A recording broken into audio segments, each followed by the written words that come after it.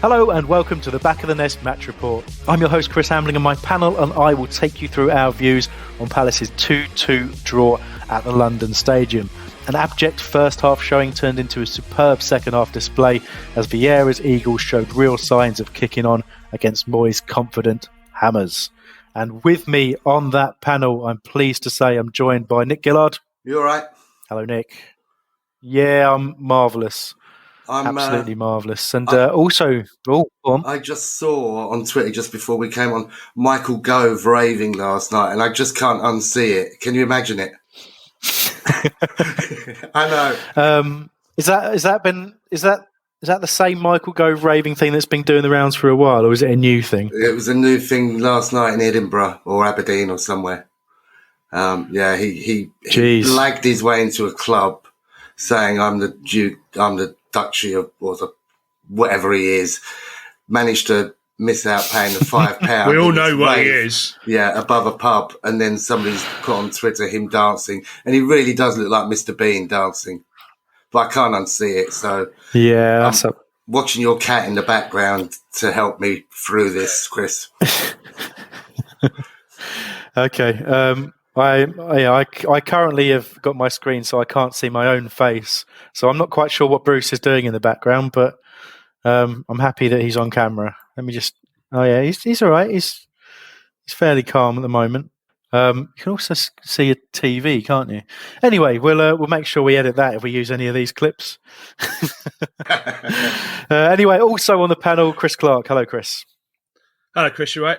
Yeah, good. How you feeling? How's things? Yeah, not too bad. Didn't get too hungover, or didn't get too drunk, and therefore not too hungover after the game. It was a nice celebration, but capped it off responsibly. So, well, those things are inherently linked, aren't they? You can avoid hangovers by avoiding getting too drunk, which is always key, isn't it? And I'd like to educate people who listen to this show.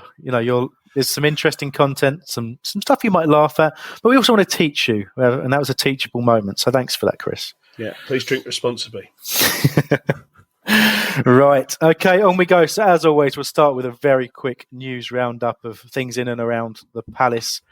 What's the word? The Palace Universe. Zone, zeitgeist, whatever. I don't know.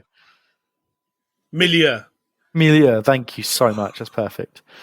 And then we'll take you into some game discussion. Won't be our tremendously long efforts that we were doing last season. We're trying to keep these shows shorter and sharper, and hopefully that's going down well with you guys at home. But first up, we want to start with the news that, Nick, our very own Albert Curley, appeared on 606 this week, and you wanted to talk a little bit about how that went. Yeah, it was very good. It was one of them 1 minute quick fire question things, and he was up against an Arsenal supporting chap.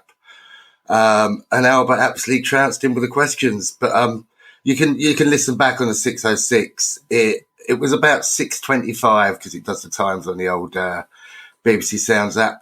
But Albert was his usual funny self. One of the questions was, who's going to win silverware, Arsenal or Crystal Palace? And Albert said, I've got more chance of winning silverware than either of them. So that's the kind of thing that he'll come out with. The question was North London or South London, and the Arsenal fan actually went for South London.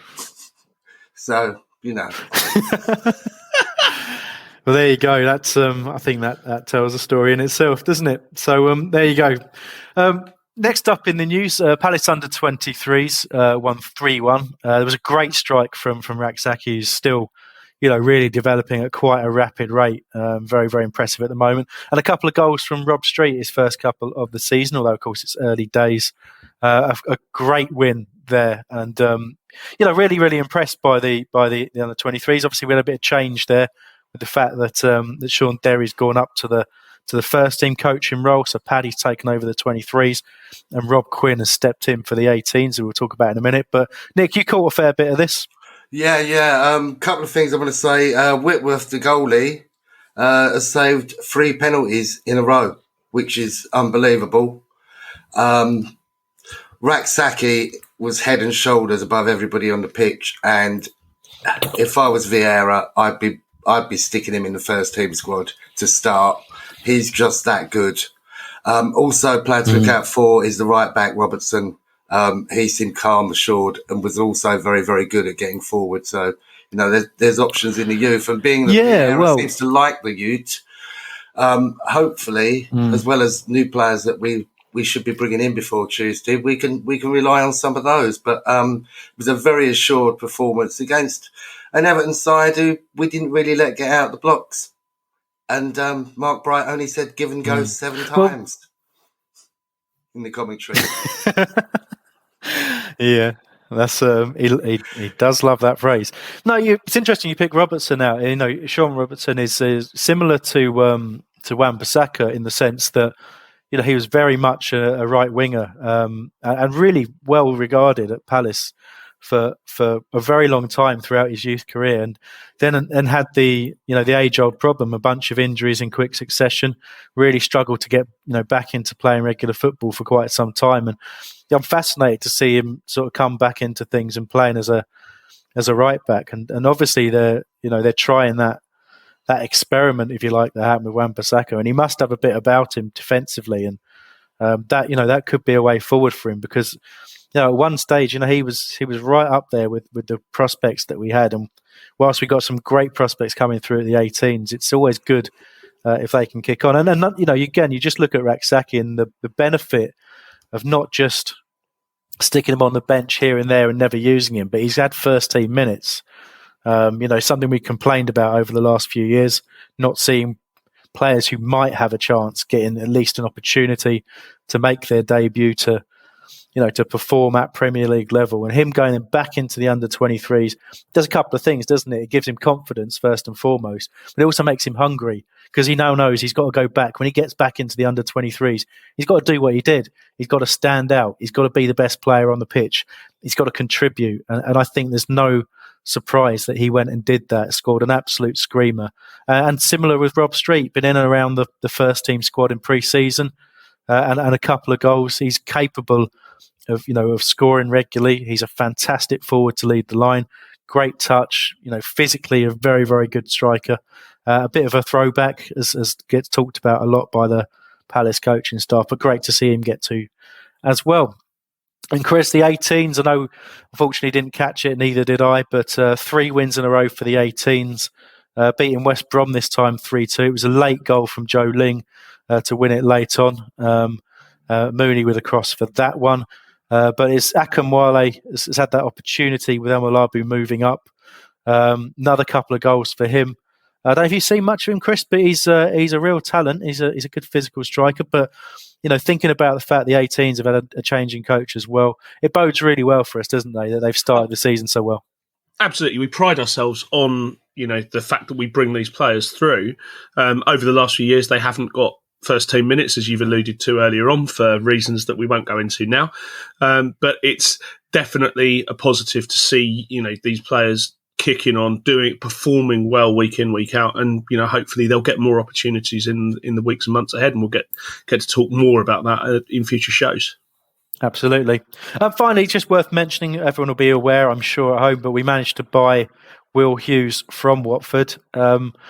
I did laugh when Albert tweeted a picture of Will Hughes alongside a picture of someone shielding their eyes from the sun, because he has a look about him, very, very blonde, shall we say, but a very interesting signing for us. So I think a lot of him as a player. Whenever we've played against him, the work rate has been the thing that I've noticed first and foremost. He's extremely hard-working. A lot of people, for some reason, have been saying on Twitter that they think of Johnny Williams when they think of Will Hughes, but the two are very different. In the sense that Will Hughes is physically a much more imposing figure. I think he's about 6'1", something like that. So he's got a bit of height about him. But he has that hard work, but he's also a very, very talented player. I remember him coming through the ranks at Derby. But interestingly to read on the Palace site this week that he was originally born in Surrey, so he's technically a local boy as well. So, Chris, you got some thoughts on that signing? Yeah, well, I mean, I'll be frank. I mean, who among us wants a Watford player, playing in the red and blue? But at the same time, if it's got to be a Watford player or a player who's been at Watford in the past, then Will Hughes might be the man. I must say, I did just Wikipedia him earlier on just to see some of the highlights of his career so far, and one of the things that jumped out at me, one was that he'd had an unfortunate ACL injury earlier in his career. He's described as a flair player, but interestingly, clearly goals aren't really what he's at. He's obviously more about the assists and so forth, because he's got, I think it was 8 goals in 110 appearances odd at Watford. But the other thing that made me laugh was literally just in terms of the stats and the little text summaries. It just said, Will Hughes signed for Watford on this date, and then there's nothing else until Will Hughes signed for Palace on this date. Okay. Yeah, did nothing at Watford. There you go.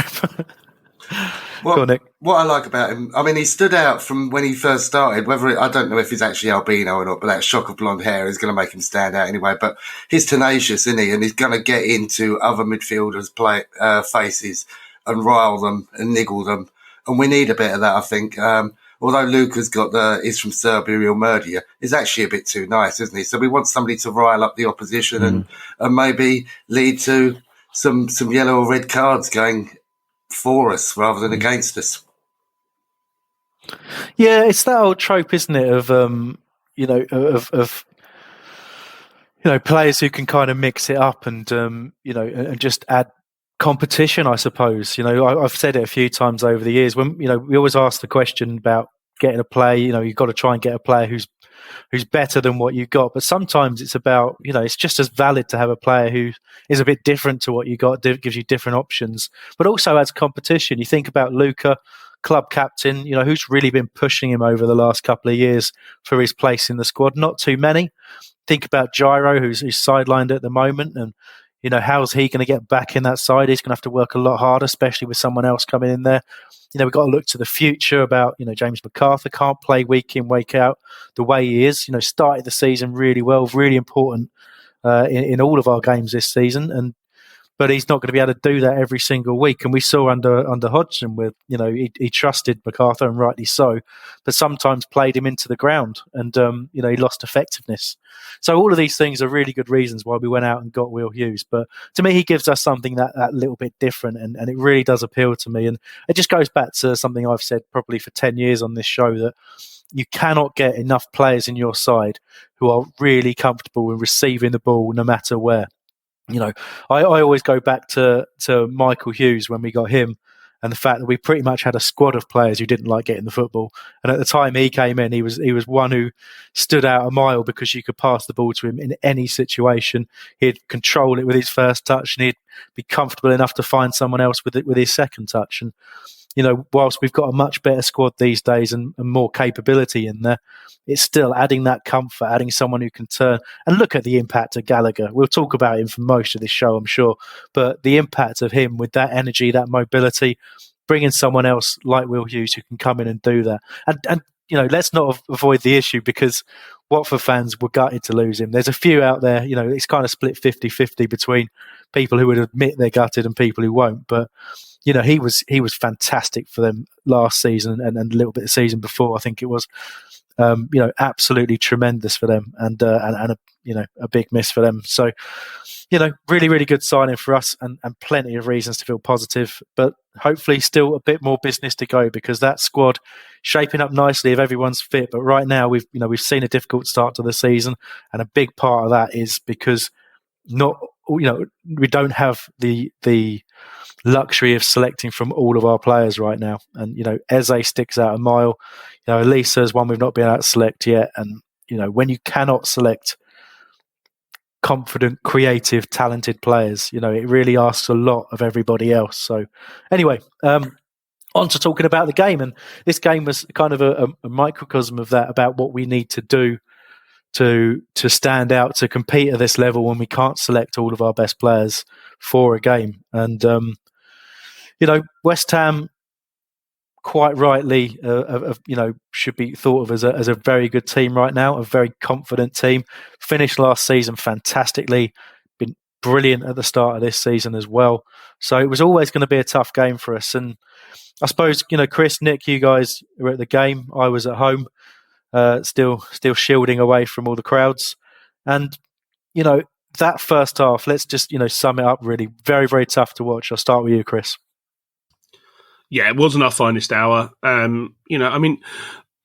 I think it's important to focus on the fact that we didn't concede until 39 minutes, but we did concede, and it wasn't as different to the previous management as I would have perhaps liked to see. We've all been arguing for a change of style, and there were clearly things that had changed and things that hadn't changed. But we were still playing really, really deep. We were still looking quite. We lacked confidence on the ball, and we certainly weren't moving it quickly enough. And there were real weaknesses in that setup. It tightened up in the second half, as we'll come to, but it was no great surprise when we fell behind eventually, because we were inviting them onto us. They had all the possession and all of the all of the attacking intent. We only had a couple of minutes in that first 40 before they scored, where we even looked like having a go. So no great surprise to me when we went behind. Indeed, and Nick, for yourself, the lineup that got announced, obviously no great surprises in there, but obviously with IU starting, again in the attack, it's supposed to look like a 4-3-3, but at times, certainly the first half, I guess the formation looked a little different. It looked a little bit, Ward was tucking in, Mitchell was a little further up, but the balance of play, was it? Do you think it was more a case that West Ham starting as confidently as they are, the fact that we're still in this transitional period, so it does look a little bit like a Hodgson team, as Chris was talking about. It still looks like that at times. How much of that was West Ham, and how much of that was Palace not doing the right things? About 50-50. West Ham are a good team. They've got some very, very good players, and they weren't top of the table for nothing. They trounced Leicester the game before.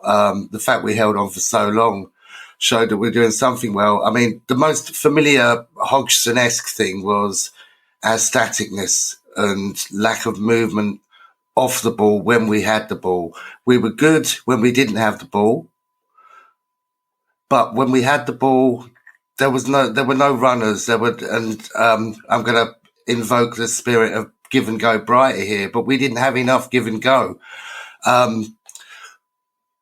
Vieira alluded to it when he said in his halftime talk that he wanted players or the ball to be played into space, whereas we were more playing the ball to feet. And if you've got players not moving, it's easier for the opposition to actually stop the ball going to feet. What I will say to Chris, though, is what is different is the fact that we are passing a hell of a lot more now. I mean, we've got about a third more passes per game compared to under Hodgson. Okay, a lot of it is at the back and playing backwards, but we are looking to keep possession. We are looking to play out the back. It's unfamiliar. As I said in the last show, we've got 3 or 4 years of that to undo and for players to get used to. As for picking IU, I think he was brought in simply because of how well he did when he was brought on as an impact sub in the game against Bournemouth, I think it was. And he wanted to show intent that actually, come on, Gaffer, pick me. Interesting, later on in the game that Schlupp came on for MacArthur. MacArthur. But I mean, we'll come on to that later. But yeah, with the confidence thing, and I'll move us on to the second half. Once we scored, suddenly we thought, oh, we can do this. And that made a hell of a difference, I think. Yeah, it did. And sometimes that whole thing makes a complete mockery of this entire show, doesn't it? Because we spend all day talking about the tactical setup, the movement, who was doing it, who was doing the right thing, have we selected the right players? But ultimately, sometimes all it takes is a goal to remind you that sometimes it's bravery and confidence that's the difference. And you're absolutely right, Nick. That made a huge, huge difference. Getting, Conor Gallagher putting the ball in the net visibly took a weight off everybody's shoulders. And all of a sudden, it was a team that thought, oh, we can score goals. We had a midfielder break into the box and put the ball in the net. And West Ham almost looked like, they looked like they didn't expect it. I suppose perhaps for good reason recently, but it did make a huge difference. Yeah, I've just had a quick look at the whoscored.com and the strengths and weaknesses. Interestingly, it says West Ham have no strengths, neither do they have any weaknesses. Crystal Palace's weaknesses listed here committed a high number of individual errors, which to me says actually, it's fitting to a new system. And once we get used to that new system and embed it a bit more, we should be all right. Now, whether the international break helps us to get that embedded more in our play, or whether it'll be a downfall to kind of stop the impetus that we've got, I don't know. But again, we've still got more players to come in that'll be more. Yeah, exactly right. I suppose I'm going to sort of break away from the plan a little bit here, Chris, and ask you this question. Because, Nick's kind of put it into my head when we start talking about the time it will take for people to bed in. We start talking about that. When you look at not just Palace fans, because there are definitely some Palace fans who already don't seem to want Vieira to succeed, but also picking it up in the media. There's been a tremendous amount of negativity from a lot of ex-players, now working as pundits. Not weirdly, it's been mainly ex-players who say, Palace are going down this year.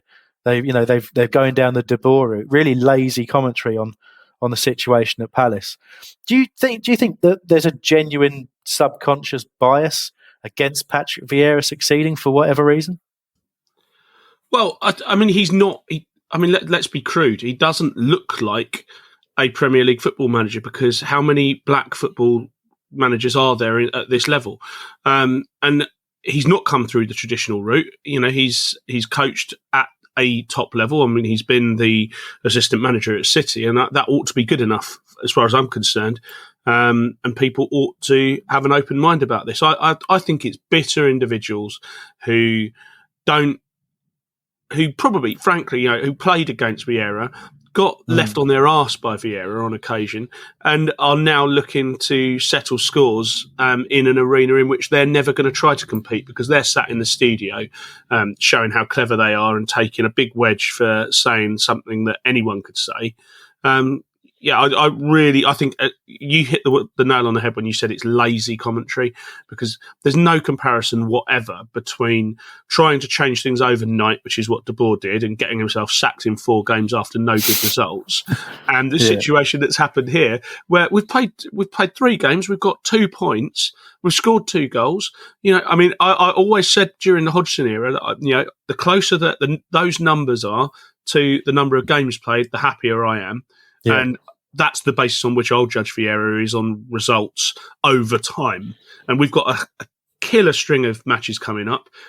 So that needs to be over the long term. It can't be just rushed overnight. But I think it's individual bitterness and stupidity, frankly. Yeah, I mean, it is. I mean, it's so ridiculous for, I feel it's ridiculous for anyone not to look at the changes made, which we did in the first episode of the review show this season, of the match report, I should call it. This season, we talked about the significance of the change in coaching staff, the change in playing staff, the fact that we'd lost a lot of experience, and then to not look at the fixture list and have at least some awareness that no matter what we did this season, the start of this season was going to be a nightmare. It's going to be really, really tough. And we've had a real bright second half against West Ham, and I can't wait to talk more about that. But at the same time, that's not going to change the difficulty of the games coming up. And if we pick up a result, an unexpected result in this first 7-8 games, I'll believe even more. But the fact that people are talking about Vieira in this way, and like I say, I've got less of an issue with Palace fans having nerves about the situation. There were those that didn't want to change and really felt that the job that Hodgson did was undervalued. And there were those out there who have serious reservations that we've just gone for a big football name rather than an accomplished manager. I get that. And especially if you're a Palace fan, I get the nerves around it. But for pundits and media commentators alike, I don't really accept their views on not taking into account the difficulty of the situation he's come into. But that was a good opportunity to talk about that. But I suppose we should probably also talk about some of the things that did happen in that first half. And the goal line clearance from Ward from one of a fair few situations that Anderson found himself in, Chris, was a hell of a clearance from Ward. Yeah, well, I mean, that's what you get with Joel Ward, isn't it? Is he's got that nous, he's got that experience, and he knows the situations that can arise, and that's the I think it's undervalued that he's got that match experience at this level to be able to fix other people's individual errors that we've mentioned earlier from the Who Scored report. It's a classic situation. I was listening to, I rewatched the highlights earlier preparing for this show, and the commentator at the time actually tried to blame Guaita for that situation. And there clearly was a miscommunication, but whoever's fault it was doesn't really matter. The situation is the ball came off Anderson's head and was going in our goal until Ward, and his super fast reactions. So we should remember when we're talking about, wanting to get a change and wanting to get a more progressive, right back who can do more attacking work, you've got to bear in mind you lose that, huge amount of experience. And I think we need to talk about experience at the back as we talk about Yeah, for sure. We'll undoubtedly come to that in a bit when we talk about that, and we've got a great question in on that. But yeah, you're absolutely right, and it's I always love it when I get a welcome reminder from Joel Ward about what he does bring to the side. There's a reason he's been around as long as he has. I've got a huge amount of respect for him, as much as I think as a we need to look at the right back area and think about how we can do things a bit differently there. There's the dedication and the forethought there was absolutely superb, and most of all, it's digging your teammates out of a hole, by being aware and using your knowledge and your experience to get us out of a very difficult situation. Opening goal, Nick. I want to move us on if I can. So the opening goal, for me, the main issues there is a very good goal from West Ham. You've got to say they played really well. Absolutely carved us open between Antonio and Fornells.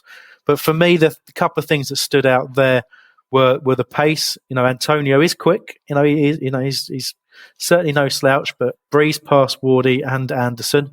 And I felt Anderson was probably ball watching a little, particularly with the ball back to Fornells. Ward had caught up Antonio. Antonio had slowed down. And so there was no need for a double marking at that point. And all Anderson needs to do is have a look over his shoulder at where Fornells has gone and move to him. But instead, he's been drawn into the ball and leaving Fornells with a basically an open goal to pass into. So, Nick, your views on that? The pace being a potential issue down that side in particular. Well, you're talking about Wardy. Wasn't that a brilliant tackle he actually made on Antonio to stop him from potentially scoring moments before Antonio got the ball back? So I felt sorry for Ward there because it was a brilliant tackle and a lot of people have overlooked that. We were at 6s and 7s at the back there, weren't we? We 2 or 3 West Ham players were coming in and none of them were really picked up. It was kind of everybody leaving it to everybody else. One of those. What was it like when that went in though? Sorry, Nick, just talk over you. But what was the feeling at the ground? You'd had a hard half, and then that goes in. You're away from home. London Stadium actually made some noise at that point. So yeah, how are you feeling at that point? Kind of inevitable, actually. Is a sense of inevitability. You just talk about the atmosphere very briefly. I don't go to many away games, and I've been to Chelsea and West Ham this year. I can't believe how quiet other teams' grounds are. I don't know whether we're spoiled at Selhurst, but considering West Ham were top of the league, the atmosphere was a bit rubbish. Now, whether that's down to the stadium design or not, I don't know. But can you imagine the noise at Selhurst if we were top of the league and we had a team coming to play us? It was a little bit not upset, but surprising. But the Palace fans kept going on, kept cheering, and I think we actually still had a bit of belief.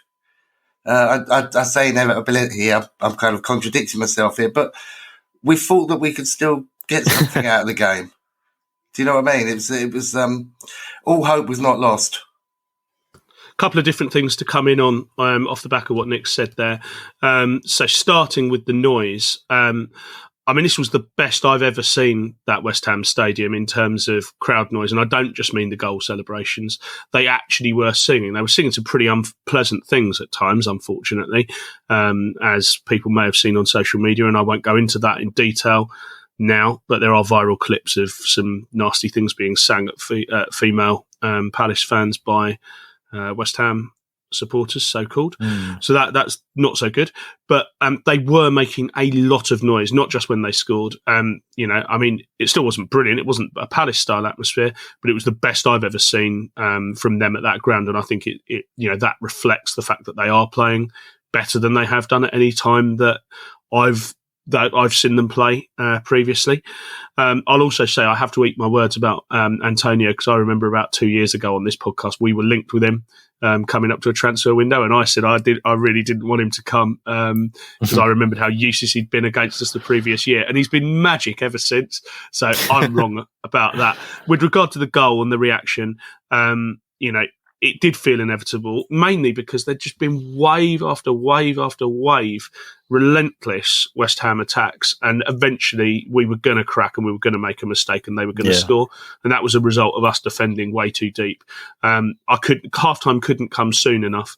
Effectively for me, it did come at half-time, because that goal went in on 39:40, which is when I go for a beer. Yeah. I went immediately after that. I said goodbye to DR for 15 minutes and went upstairs and actually got served quicker than I did at Chelsea or even at Palace the week before. There you go. So some positives to take from every cloud and all that. Yeah, fantastic. I'll give them their due.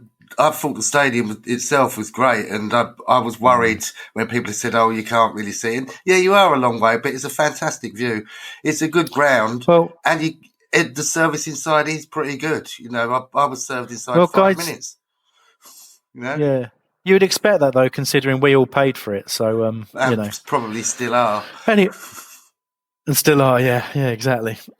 All right, so let's motor on through the game. Obviously, the fantastic thing about football is that you can you get that break, you get that chance to reset, and if you've got a manager who's got the ear of the players, if you've got a coaching staff who know what to do and know what to say to change something, all bets are off. You can come out and you can change the match, and that's exactly what we did. It wasn't instant. We have to be honest there. From the start of the half, we still looked a little unsure of ourselves, but it was noticeable that the energy was up, the bite in the tackles was there, the pressing was there. We decided whatever the case, we were going to invest a lot more energy in closing the space and putting West Ham under pressure, and it did eventually tell. And I think he's done it a couple of times since joining Palace already, but. Mark Gay for his role in that was really important. Just striding out from the back and playing a simple pass into MacArthur. It doesn't seem like much, but then he continues that run into the box, and all of a sudden that just adds that little bit of uncertainty into the equation, which I really, really like. I like the fact that he's prepared to do that, prepared to back himself as a footballer. But the ball coming into the box, the fantastic flick on from Benteke, but then it's all down to Gallagher. First of all, getting himself in there, in the penalty area, in and around an area where he can score, in the 6-yard box, basically. He's forming that extra forward at that point when you really need him. And just the composure to turn and put it back across the keeper. Just a wonderful moment. And we don't need to overanalyze it anymore. So, Chris, I'll just go to you in terms of, how it felt at the ground, the reaction, the joy of Palace scoring their first goal of the Patrick Vieira era. Oh, it was fantastic. It was a special moment. DR was up on the seat in front of us, jumping up and down and waving at the West Ham fans. They'd been giving us stick for a while, so it was sweet to hear them go quiet, but also just to see the joy on all the faces around all of us. It was absolute madness the moment that went in, and from then on, there was just a zip and a confidence in the fan base as well as the players on the pitch. It was just a different game from that moment on. Fantastic. Yeah, I mean, first time this year I've been able to shout at my laptop in joy, and I very much enjoyed it. I cannot wait to get back to games, and I'm hoping to have a bit more certainty around that very soon if things go well. But right now, too much of a risk, and I have to put up with the frustration of not being there and not having my voice sung hoarse by it all. But anyway, look, okay. West Ham get back into it. There's no point overanalyzing this either, but it was Antonio. Great finish. It was a mistake by Anderson. Seen it loads of times. Loads of defenders will do this. Get caught a little bit under the ball. Unfortunate, but also definitely a mistake. So we talked about it previously. The pace of Antonio was causing problems all game.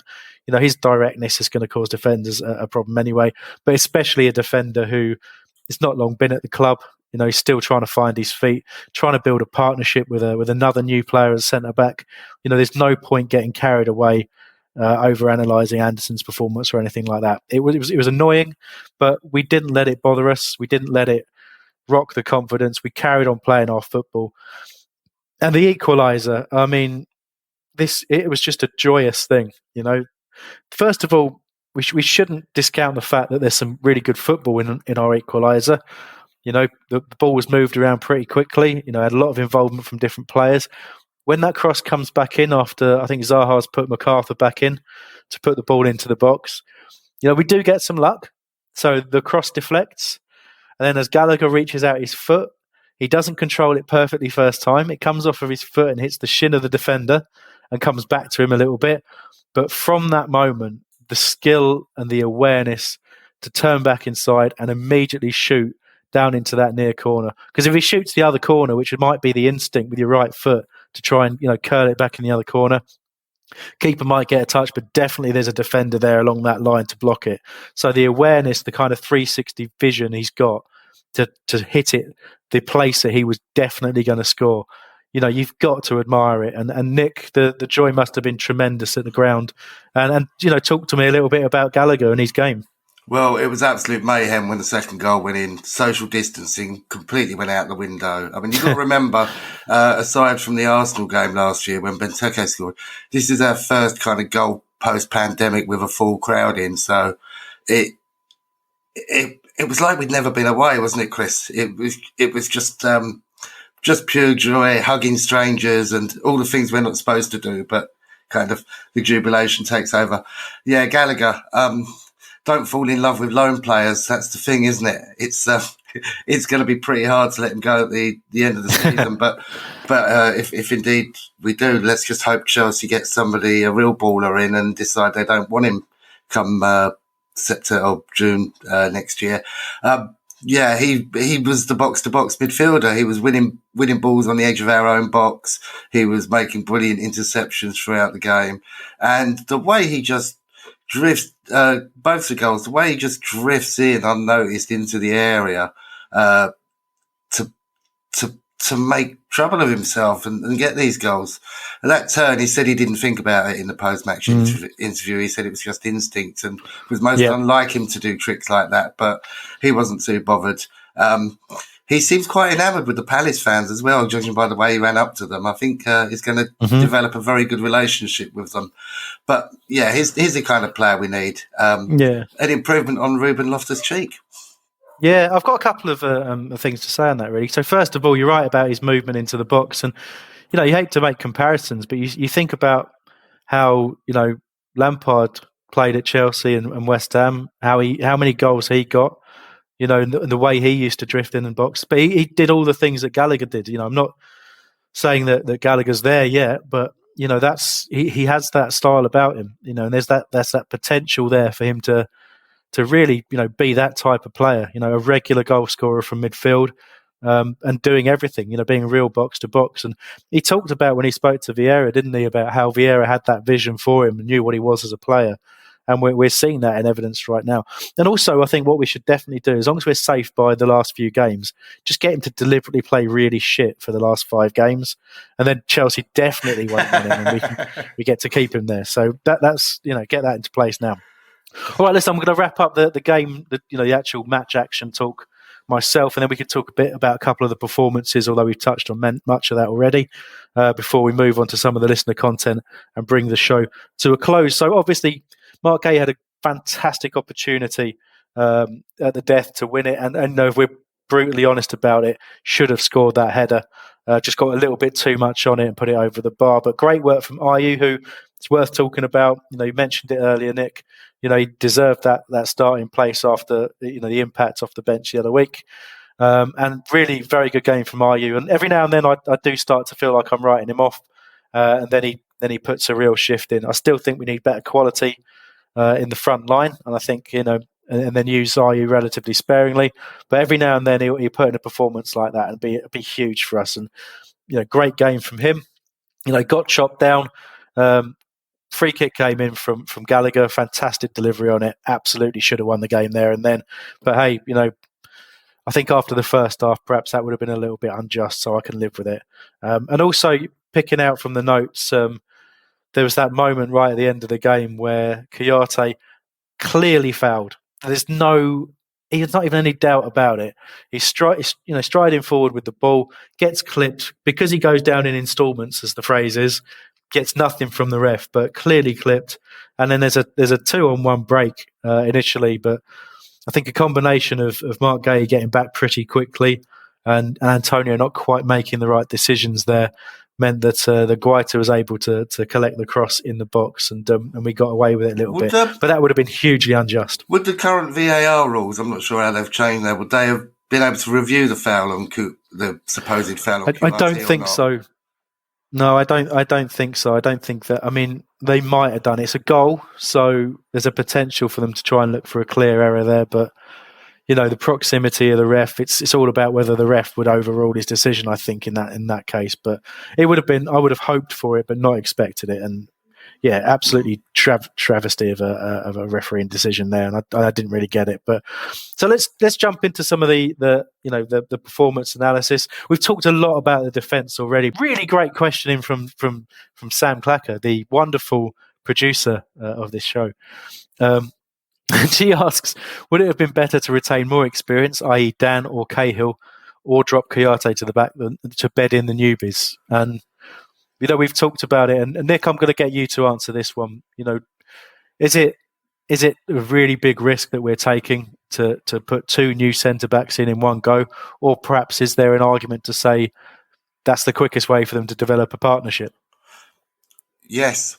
No, I kind of agree with you there. I mean, my only thing was something somebody said last week. I can't remember if it was on this show or the review show about our young left back of Tyrick having Mitchell having that experience next to him, talking him through the game. That was the only thing I was a little bit worried about.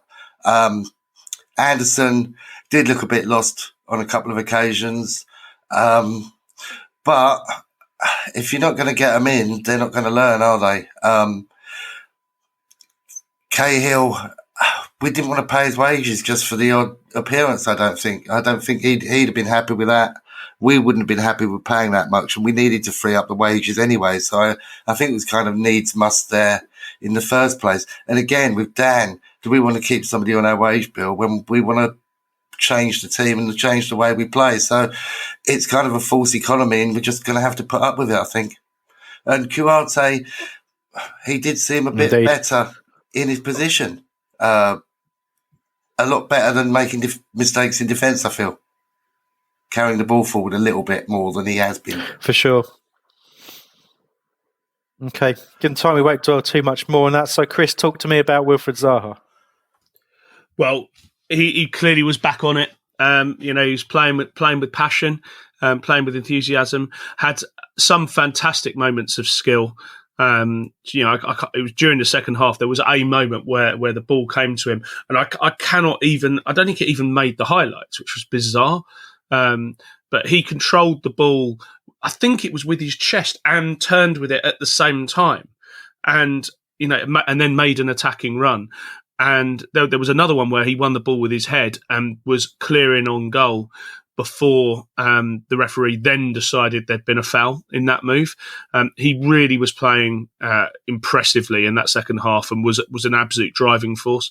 I can't even explain the difference between what it was like last week, where he just seemed disconnected from his teammates, and the game on Saturday where he was absolutely on it and leading that fight back in the second half. I think he really needed Palace to score a goal as well. You saw his celebrations. He ran over to you guys in the crowd, absolutely ecstatic. There's a few pictures out there of the look on his face. That's not a fake look. That joy is absolutely etched on his face. And I think he needed that. He needed the joy of Palace scoring a goal. He needed the joy of contributing to that. and just seeing that the new methods working, come into fruition, that's when you start to believe in the things that you're being told, and it makes such a difference to the team. So I think he needed that. And, thinking about the things that he did, Chris, I think it might be the same thing that we're talking about, but when he controlled the ball near the line, turned, and within about three moments of a second, I'm trying to think of the word, 300ths of a second, he's already seen Ayew start to make a run down the line when he's not even looking at him. I don't know how he's done it. And the ball that he played between the two defenders into the path of Ayew to run onto and start down the side, it's absolute world class, and people just have got way too in their heads about Wilfried Zaha. He's, you give him the ball in the right areas, you get people in and around him, and he will hurt teams. And, we saw in that second half that we can do that. We can really do that. And he will, he'll go with it and he'll lift that team. Once we get a few more bodies in and around the squad as well, and people are really fighting for their place, that's all going to lift and things, just to me, it just bodes well for us. So there was plenty more we could have talked about there, but I'm going to have to move us on to some of the listener reactions. So Chris, just take us through a few of the forward reviews. Then we got a couple of questions before we end. Yeah, so inevitably most of the forward reviews are about Conor Gallagher, so apologies for not majoring on that. It just meant that it was better to kind of focus on some of the other things. So at Here for the Ops said, starting to have confidence. At Jed_Die said, our confidence came back, theme there. Someone called at Nick Gusset said, stick your jelly deals up your arse. At Big Digit OL, finished the game stronger. And at 564 Park, surprised, impressed, happier, skills. But then, so there's some themes there about the positive second half. But then Selhurst John says, should have come out from the start and played like the second half. Still need to be quicker on the ball and definitely need a striker and a winger still. Arsenal have been shit and lost 3 games, but 1 win and they're above us. Need to win games, I'm afraid. So let's see. Hambo, how do you react to that? I mean, he's right. We need to win games. I'm not going to argue with that part of it. I think, it is a harder thing to do. I've said it myself as well. I've seen Palace go behind in games regularly and all of a sudden start to play football. But I think we've really touched on the issue. It's a mentality thing. We haven't been, free flowing. We've had a tough start to the season. So much has changed, and we needed something to make the team believe. And I fundamentally believe that the effort was definitely different in the second half, but it wasn't until that goal, as Nick talked about, as you've talked about, as I've talked about, it wasn't until that goal that it really clicked and it really came together, and that missing ingredient was suddenly there. So, I take John's point. I think, being quicker on the ball, yeah, we've got to be, but I think quicker and braver on the ball, and making sure we're giving our teammates better options for a pass.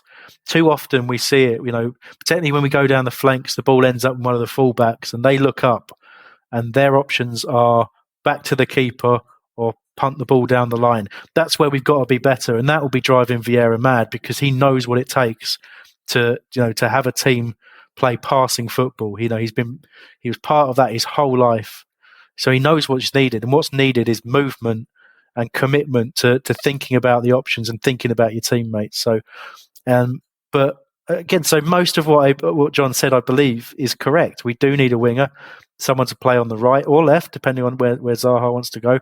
And absolutely, still need a striker. We still need somebody up there competing with the other forwards, and somebody who's able to put chances away on a regular basis. And so, not going to argue with that. It's very difficult to make a judgment until A, the transfer window's over, and B, with Vieira's had a few more games under his belt. I think it was Patrick who said before at New York, it took him 5 or 6 games for them to click, and they were bloody brilliant after that. So we can't undo 5 years of staidness overnight. And I genuinely believe that it will come, and you're going to play this back to me at the end of the season. But I genuinely believe this can be one of our most exciting seasons in the last 15, 20 years. I really do. I hope so. Okay, so a few more questions. I'm going to have to skip a few. So I'm going to get the low-hanging fruit first, and then I'll fire a couple at you guys. So Louis Tidy has asked, is Elisa available for Spurs in 2 weeks? Simple answer to that is we don't know. The suggestions are that he's heading back to full training. I don't know if he's quite in full training yet, but he's doing well and pretty much ahead of schedule. In terms of recovering from the injury that he had, which I believe was only a shoulder injury anyway. So hopefully he's been doing a bit of work in, non-contact work, and shouldn't take too long to get back in. It'd be great to have him as an option. He was superb for Reading last year, and we want to see him in a Palace shirt, don't we? Caroline too got in touch and said, would Gyro improve our set piece delivery? I don't see too much wrong with Conor Gallagher, to be honest with you, and it's nice to have options out there. That Luca and Townsend in the last couple of years mainly, and obviously Eze coming in and having an involvement there. But, Gyro can hit a fantastic corner, some great floated balls into the box, but he's got to get in the team first. Go on, Chris. I just wanted to bring in the fact of the really awful free kick that Gallagher took. I think it was in the first half, because we were definitely either behind or we definitely hadn't scored at that point, because, obviously from the moment we scored, the whole atmosphere changed. But there was a moment where we got a free kick. It was in it must have been in the first half because of where it was. So it was on the left-hand side, and it was an opportunity to either float a ball in or pass it to Zaha. And what he tried to do was pass it into the corner for Zaha, but he overhit it so much that it nearly hit the corner flag, and everyone in our end at that stage had their head in their hands. It was, really toe curlingly bad.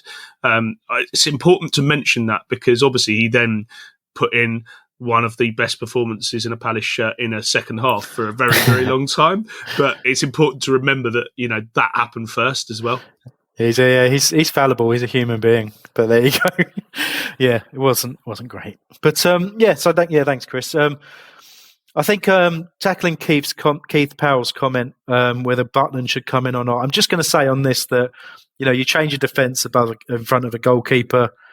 The goalkeeper's going to be impacted by that. We've seen that in the past, and we'll see it again, I'm sure. But it is a situation we should keep an eye on. Guaita's a fantastic goalkeeper, but Butland's a very accomplished goalkeeper as well. So, there's certain elements of maybe I understand some concern about Guaita so far, but I've got faith in the guy, but something to keep looking at, and I'm sure we'll revisit throughout the course of the season. I'm going to quickly mention James has asked why we're even looking at Edouard.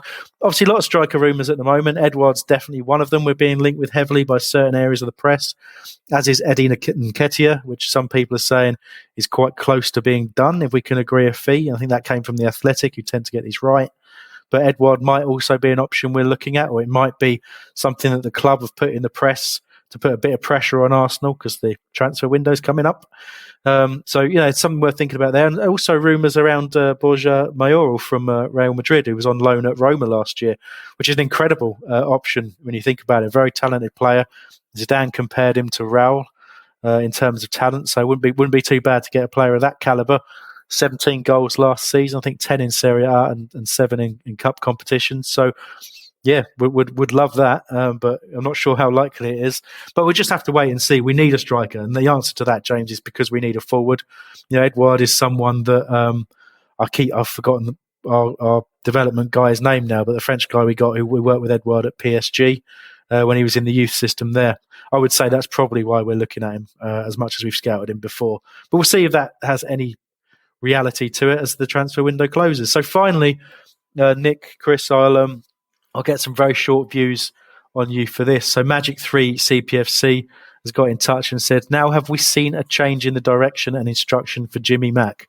He's moving forward with a lot more purpose. How many goals do you think we'll see him score or assist?